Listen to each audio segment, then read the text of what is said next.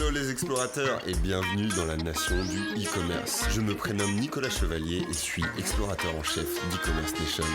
Dans ce podcast, je vous emmène dans les coulisses du e-commerce en France. Comme chaque mercredi, vous découvrirez des retours d'expériences exclusifs, des histoires inspirantes et des personnalités hautes en couleurs. J'espère que vous êtes confortablement installés pour ce voyage au cœur de la nation du e-commerce.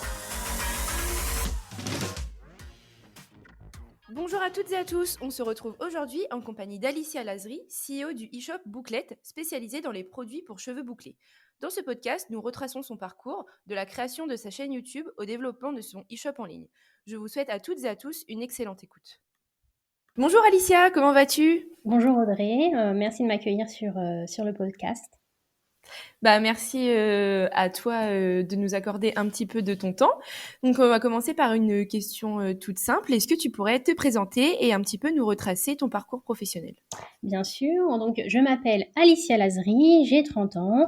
Je suis née et j'ai grandi dans une petite ville de l'Essonne en région parisienne. J'ai eu un parcours scolaire très classique. J'ai fait des études de droit, je me prédestinais à une carrière juridique et en fait, j'ai été jusqu'au master de droit social à la Sorbonne et au moment des examens, j'ai décidé de tout arrêter parce que j'étais pas épanouie, je trouvais pas un sens à mes études et à ce moment-là, j'ai décidé d'apprendre l'anglais tout simplement parce que c'était quelque chose qui m'animait depuis mon enfance.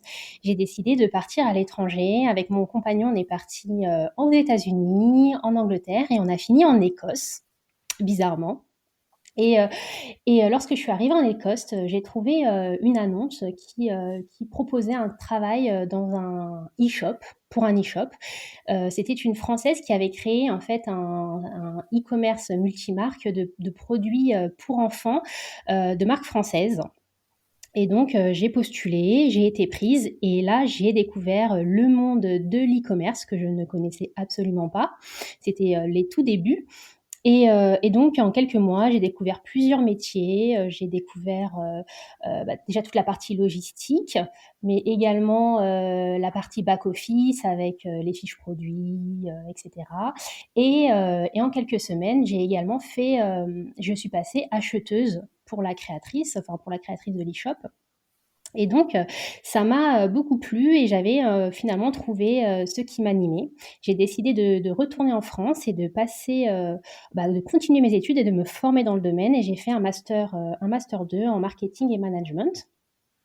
Et à ce moment-là, dans ma vie personnelle, je faisais aussi, je regardais beaucoup de vidéos YouTube et j'avais envie de retourner au naturel pour mes cheveux parce que j'ai les cheveux bouclés et je ne les avais jusqu'alors pas assumés.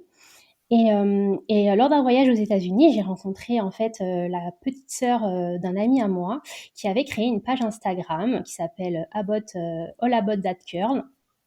Et elle partageait, avec sa communauté, elle célébrait la boucle avec sa communauté. J'ai trouvé ça fabuleux et je me suis dit, je vais revenir au naturel et moi aussi, je vais partager ça avec mon audience, avec une communauté, pour me motiver également à passer le cap et à m'y tenir. Et donc, en revenant de mes vacances aux États-Unis, j'ai créé mon premier compte Instagram qui s'appelle La Vie en Boucle. Et là, à partir de là, j'ai fait des rencontres. J'ai rencontré 2 amis avec qui on a créé une chaîne YouTube qui s'appelle Révolutionnaire. On a partagé des centaines de vidéos destinées aux cheveux bouclés. J'ai écrit aussi pour un média américain qui s'appelle Naturally Curly, qui est très connu dans le milieu. Et puis, j'ai également fait mon stage de fin d'études en parallèle pour une marque de cosmétiques capillaires naturelle française. Alors, un parcours assez riche, comme je vois. Donc, c'est vrai que les cheveux bouclés qu'on n'assume pas, parce que moi, je suis un peu dans le même cas. C'est pour ça que ça m'avait un peu parlé ton activité. Donc, est-ce que tu peux nous présenter Bouclette, que c'est donc la naissance du concept, tu nous en as un petit peu parlé. Pourquoi Bouclette, en fait ? Qu'est-ce que tu veux apporter grâce à ce site ? Donc en fait, Bouclette, c'est vraiment, quelque chose qui est né en moi, qui a mis des années à en fait à voir le jour. C'est-à-dire que depuis mon partage, enfin depuis, le début de cette aventure qui a commencé en 2015, donc il y a 5 ans, j'ai commencé à sentir qu'il fallait que j'agisse différemment. Les femmes que je rencontrais aussi bien sur mes réseaux sociaux qu'en vrai, par l'intermédiaire de mon travail, en fait, je me rendais compte à leur contact qu'il fallait faire les choses différemment et c'est à ce moment-là où je me suis dit que j'allais leur apporter une nouvelle lecture de leurs besoins. Et c'est comme ça, en fait, que Bouclette est née, tout simplement. C'est parce que j'avais l'impression que je pouvais apporter quelque chose, de nouveau, une nouvelle façon, de satisfaire les besoins des clientes. D'accord. Ce besoin de satisfaire le besoin des clientes, il s'est retranscrit comment sur ton site? Comment tu t'es débrouillé en fait? Tu as créé ton site. C'était quoi? C'était d'abord un média, d'abord une boutique en ligne. Comment tu t'es un petit peu organisé? Parce qu'il y a énormément de choses sur le site, donc j'aimerais bien avoir juste la chronologie du développement du site en fait. Ouais, alors moi, dans ma tête, j'avais vraiment envie de créer une sorte de temple de la boucle, c'est-à-dire un endroit, un espace bienveillant où chaque femme qui s'y connecte puisse trouver les informations dont elle a besoin. Ça reste assez vague, je te l'accorde. Et du coup, ce que j'ai fait, c'est que j'ai beaucoup réfléchi en amont, bien évidemment. Le projet, en fait, avant sa réalisation, avant que l'exécution, a nécessité des mois de réflexion. Et je me suis dit que moi, ce que je voulais, c'était partir de la cliente, du besoin de la cliente. Et du coup, je me suis dit comment est-ce que je pouvais créer quelque chose qui serait au-dessus de moi, c'est-à-dire que pour l'instant, je conseillais vraiment en one-to-one, c'est vraiment chaque cliente personnellement. Et j'avais l'impression un peu de m'essouffler parce que j'avais l'impression de vraiment contribuer, de mettre une petite goutte dans un océan de besoins. Et je me suis dit, il faudrait créer quelque chose qui serait supérieur, qui serait au-dessus de moi et qui reprendrait un mécanisme d'accompagnement que je fais quand je rencontre une personne ou que je lui réponds en message privé. Et du coup, notre fil d'Ariane, c'est vraiment l'expérience client. On est parti d'une idée où, quand on vient sur Bouclette, la première chose à faire, c'est de remplir son quiz, c'est-à-dire d'établir son profil Bouclette, qui est en fait une sorte de carte d'identité capillaire. Ça donne les principales caractéristiques du cheveu bouclé. À partir de ces caractéristiques-là, la cliente les possède et peut se rendre donc sur la partie e-shop où, grâce à un jeu de filtres, elle peut sélectionner les filtres qui correspondent à ces caractéristiques et trouver donc les produits adaptés à ces filtres-là. Je suis un peu partie sur le système d'Assos. Voilà, on est toutes consommatrices de ce genre d'e-shop et je trouvais ça intéressant d'avoir justement c'est une offre très large et à la fois une possibilité d'avoir des précisions assez détaillées pour la cliente. Et à côté de ça, effectivement, il y a une grosse partie ressources fiables parce que une autre chose qui manque, c'est des informations sur les cheveux parce que les gens ne comprennent pas. En fait, pour moi, il faut démystifier le cheveu bouclé. Et donc là, je me suis entourée d'une équipe de femmes que je connais, que j'ai rencontrées à travers mes activités pro et personnelles sur les réseaux sociaux. Une équipe de super bouclettes qui partagent leur expérience tout simplement. Des articles à travers les réseaux sociaux, etc. D'accord. Donc en fait, vraiment, c'est un e-shop personnalisé à 100% pour nos cheveux bouclés. C'est l'objectif. L'objectif, c'est ça, c'est que chaque personne puisse trouver ce dont elle a besoin et donc être satisfaite en fait, tout simplement. D'accord. C'est vrai que moi, j'ai commencé à remplir mon petit quiz, du coup, mais j'ai pas eu le temps de le terminer. Je le ferai après. Donc, à tous ceux qui nous écoutent, qui ont les cheveux bouclés, n'hésitez pas à remplir profil cheveux. Parce que c'est vrai que nous, les cheveux bouclés, si je puis dire, c'est vrai qu'on n'a pas forcément quel produit se servir pour nos cheveux parce qu'il y a plusieurs types de cheveux bouclés. On n'est pas bouclés tous de la même façon. Et c'est aussi un peu ce que transmet ton site. Exactement, c'est ça. En fait, quand on a les cheveux bouclés, en général, on ne sait pas ce que c'est. C'est-à-dire que soi-même, on ne sait pas ce qu'on a sur la tête. Voilà, on a des préjugés, on a des peurs, on manque de connaissances également. Et du coup, l'idée avec Bouclette, c'est de donner à la cliente, à la personne, les outils pour y arriver. D'accord. Au lancement projet, tu avais vraiment en tête de créer un e-shop directement. Alors, en fait, pas du tout. Au début, alors moi, je suis dans le milieu depuis 5 ans et c'est ce qui est très drôle, c'est que je disais à mes collaboratrices, je ne créerai jamais d'e-shop parce que voilà, je connaissais les marges très très faibles, etc. Et du coup, je m'étais dit, moi, ce qui m'intéresse vraiment, c'est de conseiller les personnes. C'est ce qui m'anime vraiment, c'est d'aider, d'accompagner des femmes à se sublimer et à faire le même cheminement que moi j'ai fait. C'est-à-dire l'émerveillement de se retrouver au naturel et de s'assumer et de s'aimer comme on est. J'ai envie d'accompagner les femmes sur ça. Et donc l'idée était de créer un petit peu une plateforme avec une grosse partie ressources, donc avec des articles écrits régulièrement, des partages et un conseil personnalisé. Et je me suis beaucoup posé la question. Je me suis dit, et j'en ai parlé aussi à mon entourage qui m'accompagne. On s'est posé la question et je me suis dit, ce serait dommage quand même d'arrêter l'expérience client au moment où elle pourrait passer commande et acheter sur notre site avec les produits que l'on recommande et nos marques sélectionnées. Donc l'e-shop est venu comme une conclusion en réalité, mais ce n'était pas l'idée de départ. Oui, effectivement, c'est vrai que si tu vas si tu as des articles qui montrent des produits, c'est mieux de pouvoir les acheter directement sur ton site plutôt que de laisser filer l'internaute sur un autre site. C'est exactement ça. Et en plus de ça, nous, ce qui nous intéressait aussi, c'est qu'on donne des conseils et le conseil va aussi jusqu'au conseil produit. Si c'est pour que la personne aille acheter un autre produit qu'on n'aurait pas forcément conseillé, bah, c'est comme si en fait on avait travaillé pour rien en amont en réalité. Donc c'est vraiment pour avoir une cohérence dans l'accompagnement. Et puis l'accompagnement jusqu'aussi à comment utiliser le produit. Ça Exact. vraiment un accompagnement de A à Z. Une simplification et en même temps, voilà, on accompagne pour simplifier tout simplement. D'accord. Et oui, pour moi, c'était plus, on parle beaucoup de e-shop, multimarque, comme tu nous disais. Mm. Mais nous, on a plus tendance à appeler ça marketplace. Du coup, comment tu différencies ton site d'une marketplace? Bah alors, en réalité, j'ai été approchée par une marketplace justement pour fusionner nos sites.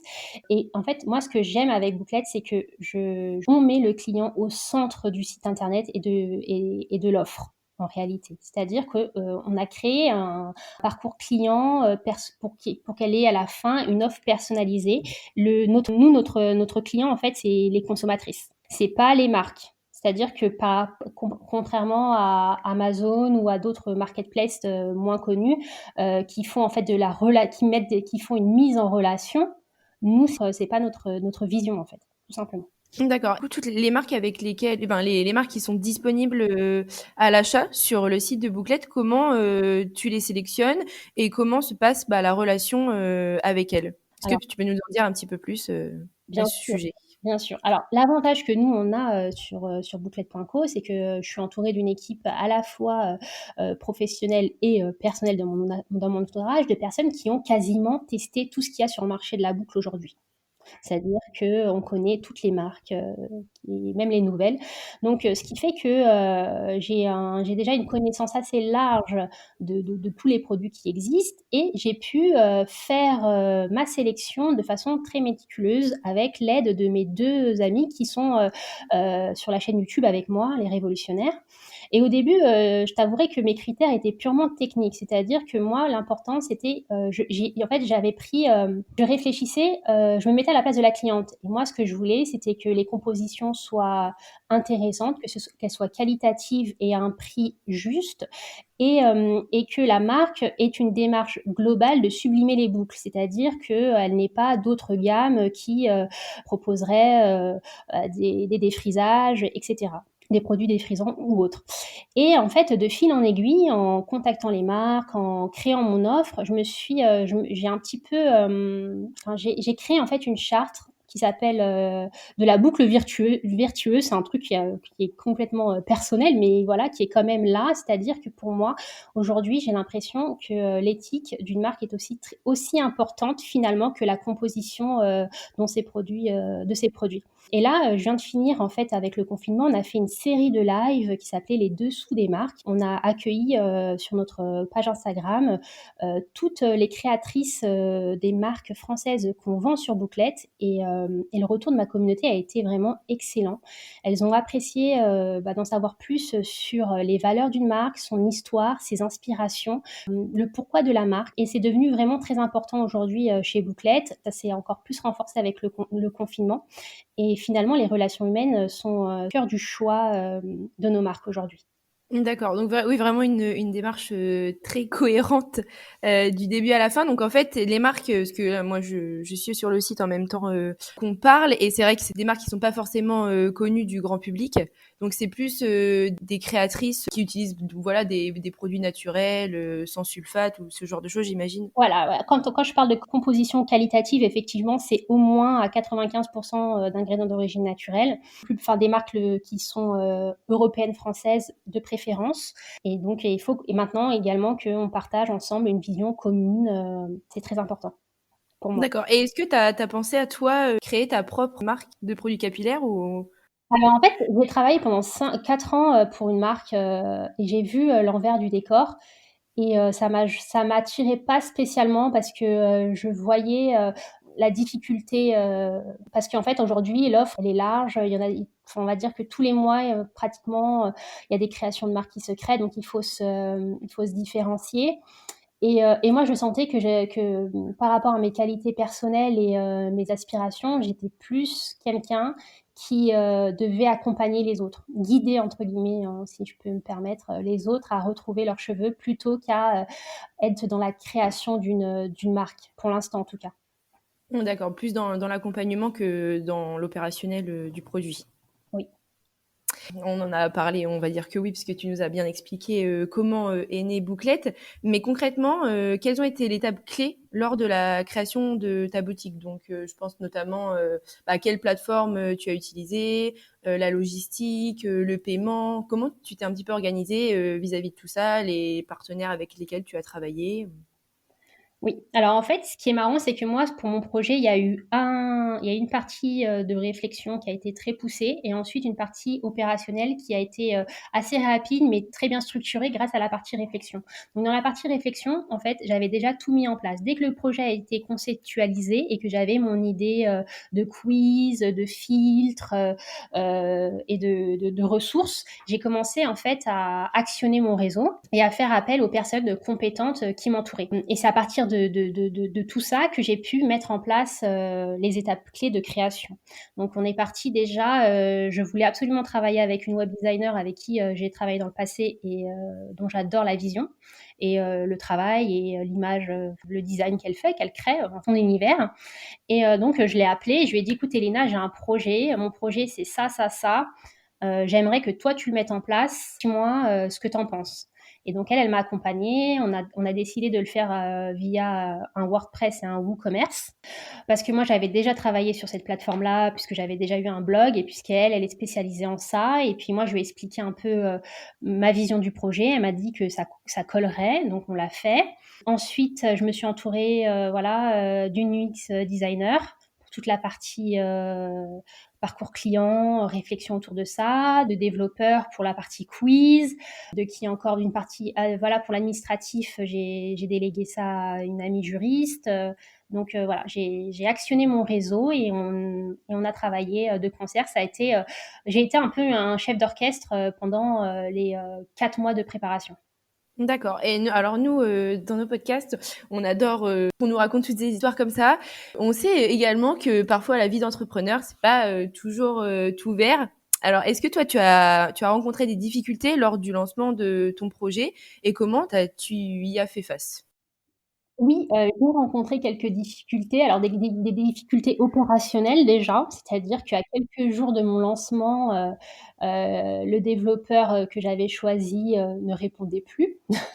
Donc à ce moment-là, on rentre dans le vif du sujet, j'ai envie de dire, puisqu'on est à J- du lancement et l'élément clé, autour duquel j'ai tout construit, n'était pas finalisé comme moi je le souhaitais.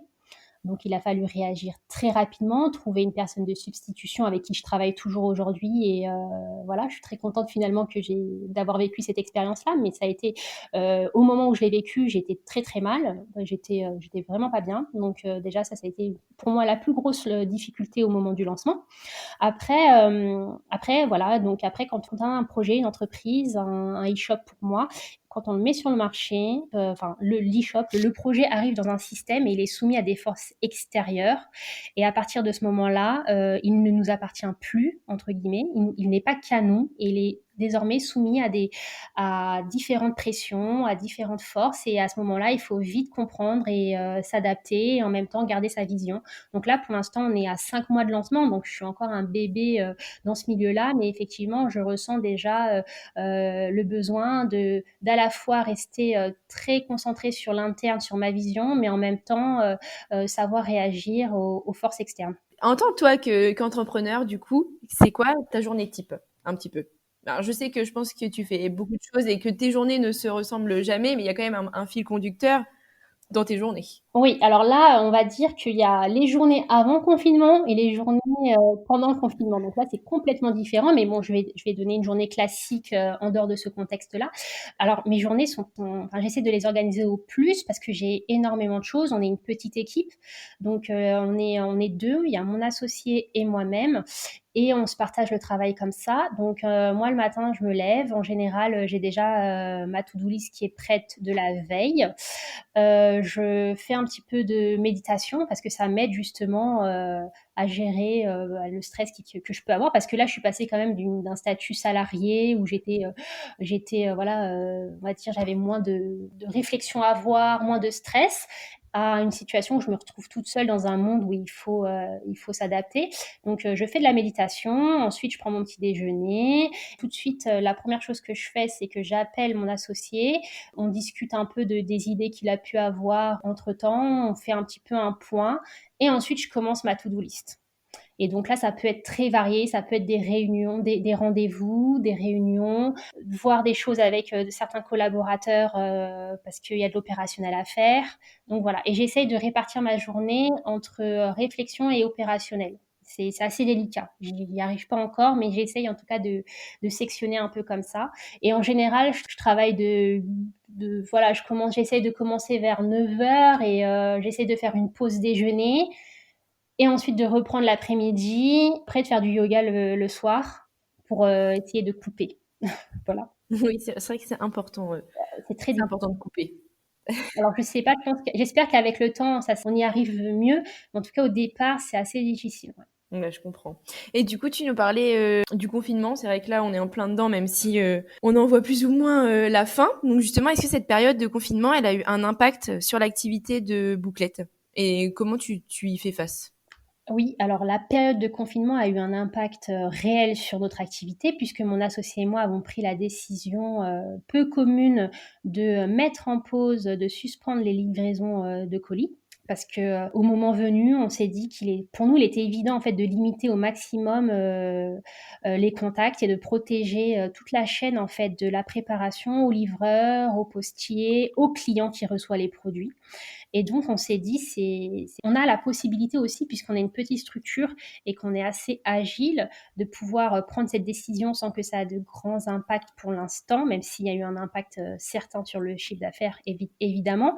Mais on a préféré prendre cette décision qui fut difficile, hein, mais qui nous paraissait la plus morale finalement à prendre, en tout cas par rapport à notre chaîne de valeur. Et cette décision, elle a été comprise par notre communauté justement parce qu'ils nous ont envoyé beaucoup de soutien et on a eu des commandes finalement de personnes en disant voilà, nous on attend le 11 mai, il n'y a pas de souci. Alors le 11 mai, maintenant on sait que c'est le 11 mai, mais à l'époque on ne savait pas. On attend pas la fin du déconfinement. De toute façon, on n'est pas pressé. Et en réalité, j'ai bien senti que les gens n'avaient pas forcément envie qu'on leur parle d'achat de shampoing et d'après-shampoing à ce moment-là, clairement. Donc nous, on a pris la décision en fait de renforcer les liens de notre communauté et de prendre un peu de recul sur les premiers mois d'activité qu'on a eu. Et c'est à ce moment-là qu'on a eu l'idée qui m'a été glissée par une collaboratrice de créer un nouveau service de diagnostic personnalisé en visioconsultation. Et donc, ça a été l'aboutissement un petit peu de longs mois de réflexion inconscient finalement. Et puis, l'idée m'a paru vraiment parfaite pour le moment, enfin, pour la situation qu'on vivait. Donc là, en ce moment, on a commencé les rendez-vous en tête-à-tête via une application de visio. Et on reçoit des clientes avec qui on fait vraiment un travail d'accompagnement approfondi sur leurs cheveux, en fait, tout simplement. Et du coup, on a été rejoints. L'équipe s'est agrandie et maintenant on est deux de plus avec Delphine et Sophia qui sont mes deux amies de la chaîne Révolutionnaire. Donc La boucle est bouclée. Voilà. Et au final, du coup, cette période, elle a eu des effets bénéfiques, notamment sur la réflexion, quoi. Et tu as pu proposer un nouveau service sur ton site. Oui, totalement. On s'est adapté, on a fait preuve d'agilité à ce moment-là et finalement c'était, aujourd'hui avec vraiment 2 mois de recul parce que, il y a 2 mois j'aurais pas dit ça, mais aujourd'hui je trouve que c'est un mal pour un bien parce qu'on était vraiment partis on avait un rythme qui commençait vraiment à s'accroître et je sentais que je perdais un peu pied dans tout ça. De plus en plus de commandes, de plus en plus, d'opérationnel à gérer, et là, en fait, finalement, c'est revenu pour nous recentrer sur notre essentiel à nous, qui est l'expérience client et d'accompagner le client au mieux dans son retour au naturel. Et donc, voilà.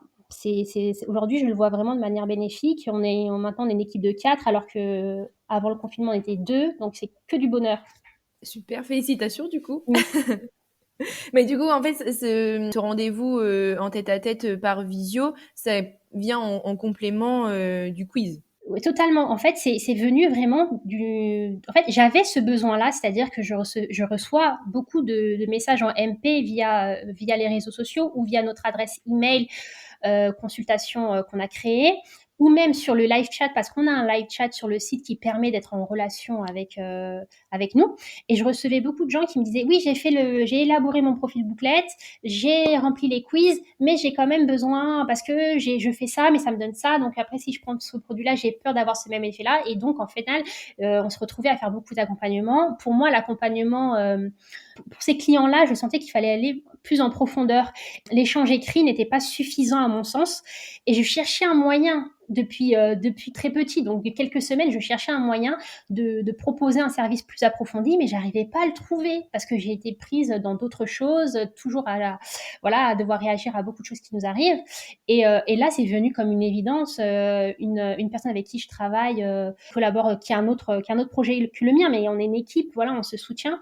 Partager cette idée-là et je lui ai dit mais ça a été banco en fait. Je me suis dit mais en fait tu as trouvé la clé à mon problème en fait. Donc c'est très important aussi d'échanger et là c'est peut-être là je fais une petite digression mais c'est vrai que c'est très important d'avoir un réseau d'entrepreneurs qui ont des métiers complémentaires aux nôtres et d'échanger avec eux, de ne pas avoir peur de révéler certaines choses pour qu'on puisse s'entraider également sur des points. Mhm. Exactement. Oui, du coup, tu nous parlais juste avant des réseaux sociaux, parce que tu as quand même une petite communauté sur ton profil personnel, en plus du profil de Bouclette. Oui.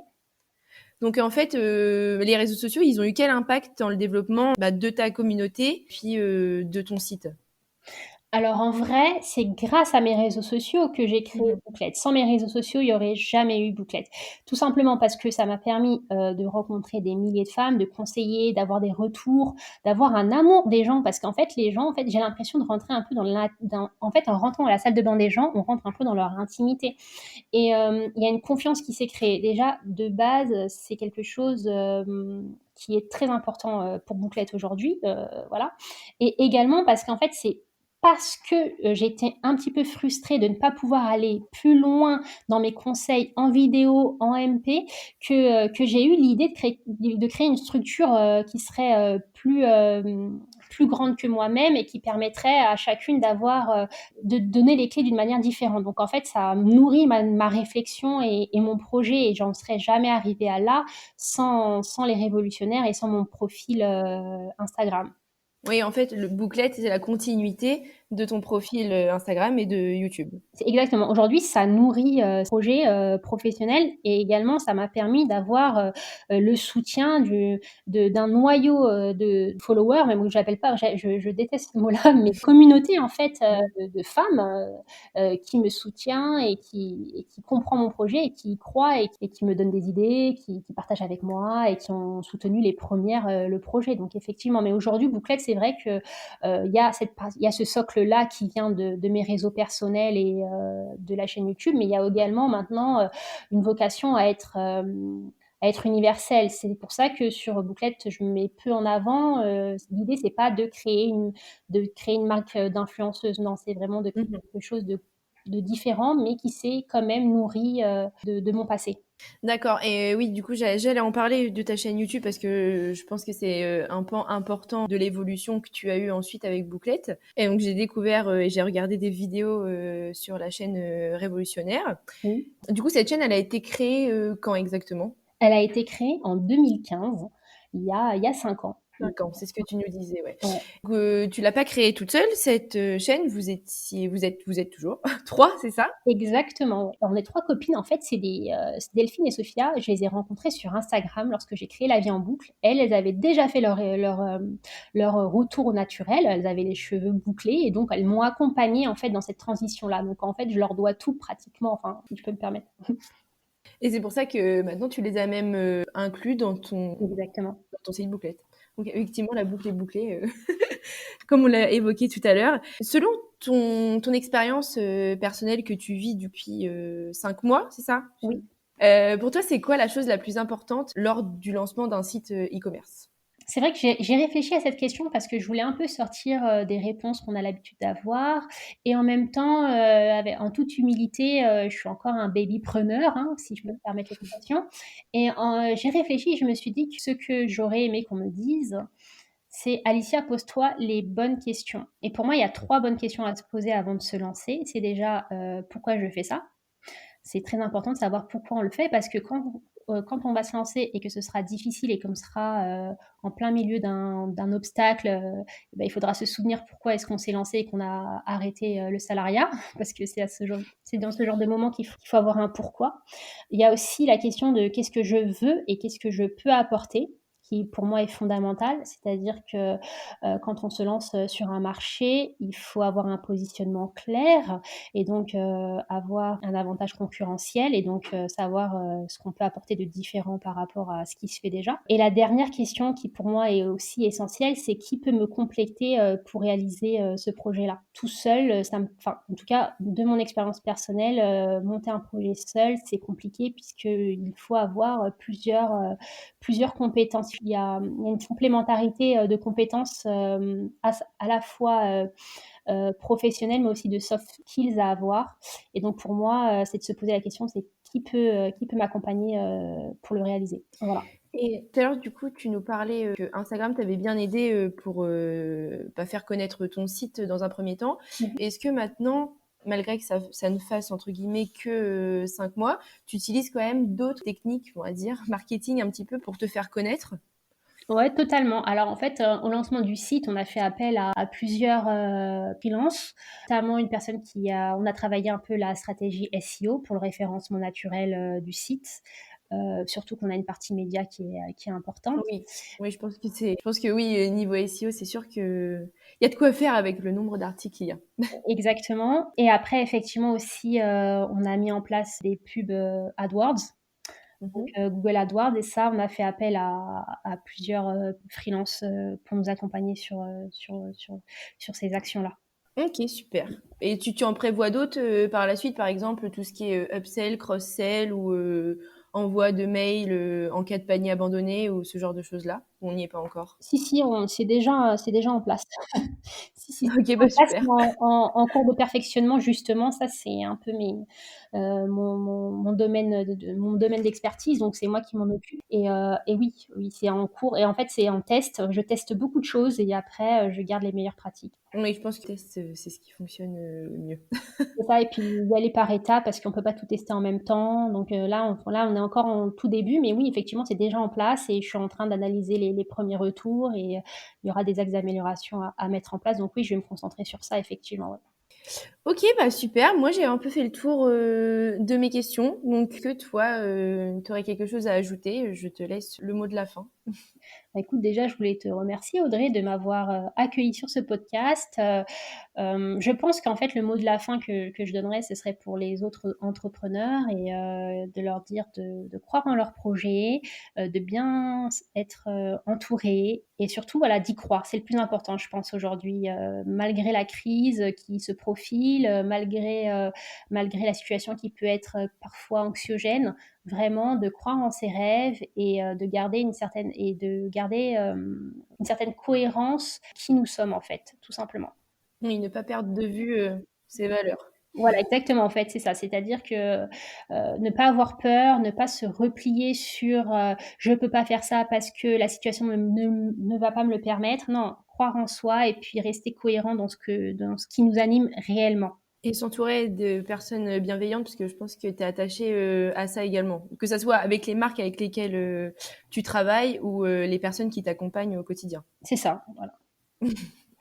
Bah super, en tout cas Alicia, merci beaucoup pour le temps que tu nous as accordé et tout ce que tu nous as dit sur ton site et les conseils donnés pour entrepreneurs qui nous écoutent. Bah, merci Audrey, puis à très vite sur Bouclette.co. J'irai voir ton profil, Bouclette du coup. Je viens de m'inscrire à la newsletter aussi. Ah, bienvenue.